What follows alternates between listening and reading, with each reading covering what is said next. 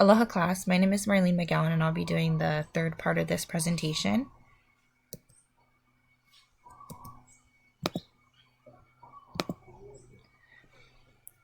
So we're covering the ethics. One ethical dilemma Iokia and his associates face is being able to trust the haoles in power in Hawaii, such as the businessmen and men associated with the crown.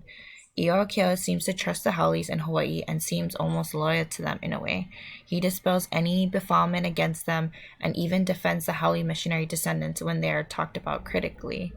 However, his secretary who accompanied Colonel Iokia on his mission felt the opposite, saying, "E kipi ana lako nei, these people will rebel. A'ole na'e o lako pono'i, a ka o ka lako ma keiki me na mo'opuna, not themselves but their children and grandchildren."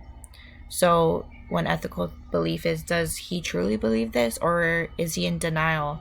Does Iokia truly believe that the missionaries are here to do good, or is he in denial that the missionaries are the main problem in Hawaii?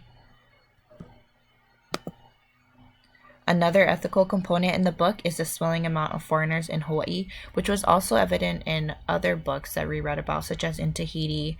There was a lot of European forces. The French was prominent there, and then there was Chinese merchants and then they would bring immigrants also to work in the plantations.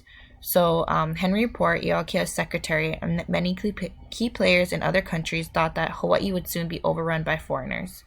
Iokia again dispelled these predictions and states that Hawaii has controlled immigration, where laborers come to Hawaii on a contract then leave after 3 to 5 years. However, this was not the case, as you know, because we have a lot of Hapa people in Hawaii, including myself. Many immigrants stayed and married Hawaiian women and had Hapa children. Another ethical dilemma is if the Hawaiian language and culture will be lost. Will there be any Hawaiians left with all these foreigners coming in and people marrying different races and the Hawaiian population like dwindling rapidly? Will there be any Hawaiians left? The last thing the Hawaiians are also holding on to is the monarchy. Another ethical dilemma is regarded towards Stanford B. Dole taking over the safety of the committee.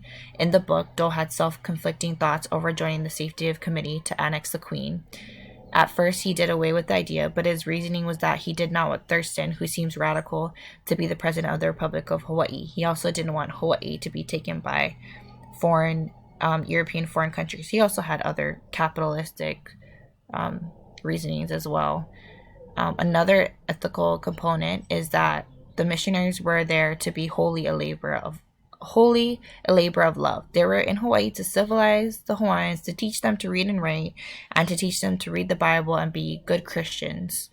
That was their mission. However, their mission now was purely economical and fueled by greed, since missionaries overthrew a converted Christian queen. So you can see how Henry Poor, as I discussed earlier, was right.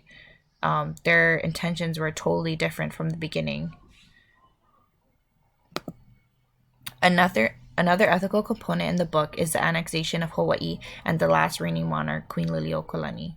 Queen Liliuokalani and the Hawaiian monarchy was annexed by missionary descendants and created the Republic of Hawaii with Stanford B. Dole as their president. The Committee of Safety, which I discussed earlier, was created by missionaries who opposed the crown and had economical interests in Hawaii, such as the plantations, that of course preceded their religious beliefs and their ancestors' religious beliefs. Hawaii was officially annexed by the United States during the Spanish-American War, despite the Queen's pleas sent to Washington to undo the unlawful acts of the missionaries.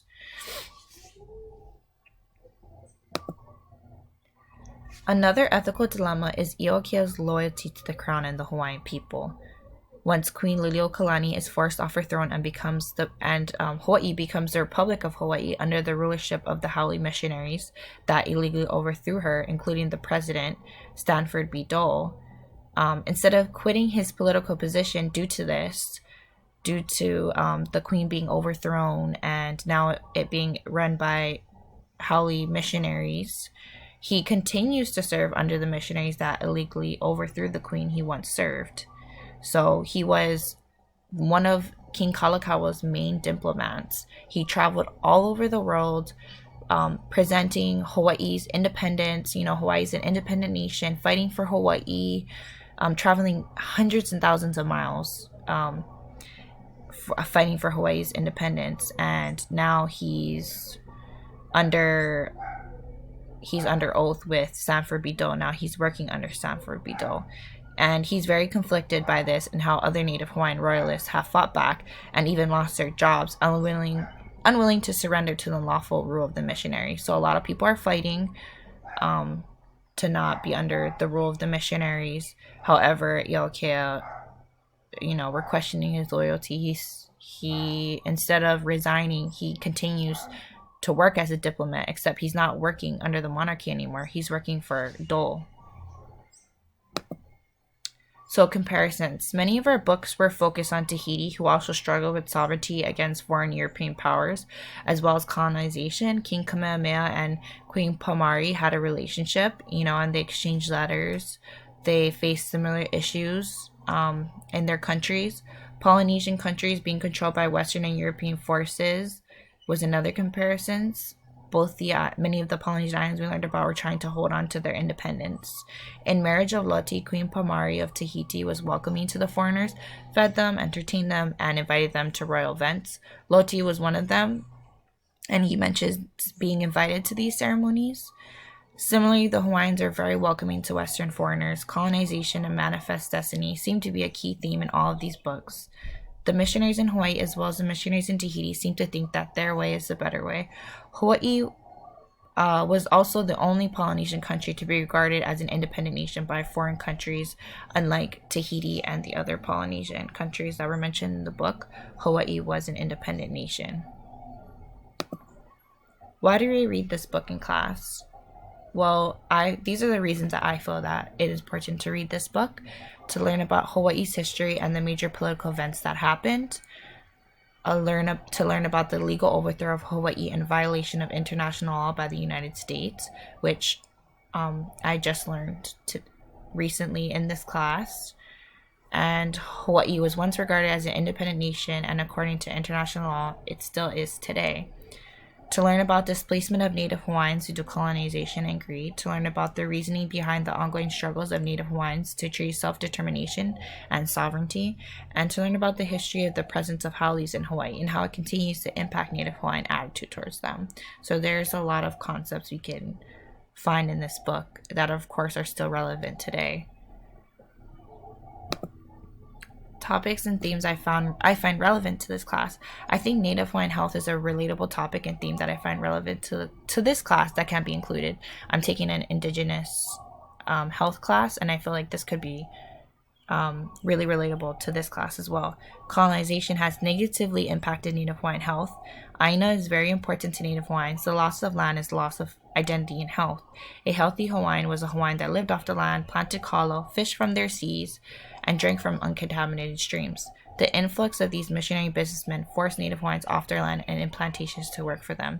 Native Hawaiians' health are at risk due to loss of land, unable to eat Hawaiian foods due to high prices, unable to grow due to loss of land, and having to rely more on imported processed food due to financial constraints, such as Spam, which is really unhealthy, but it seems that a lot of Native Hawaiians and locals eat it because it's available, it's cheap, it's easy to cook. Conclusion. Conflicting characterization on calling out Iokea. Was he right for continuing his diplomacy under Dole? Who was he really loyal to? Him working for Dole was working against his own people. This story shows the reader what happened before and after the annexation of Hawaii through the life and travels of Colonel Iokea. It shows us how hard the Hawaiians fought for the independence and continue to fight for the independence till this day. However, greed and capitalism have continued to triumph these fights, and Hawaiians have been suffering since. Ua mau ke ea o ka aina I ka pono. Mahalo.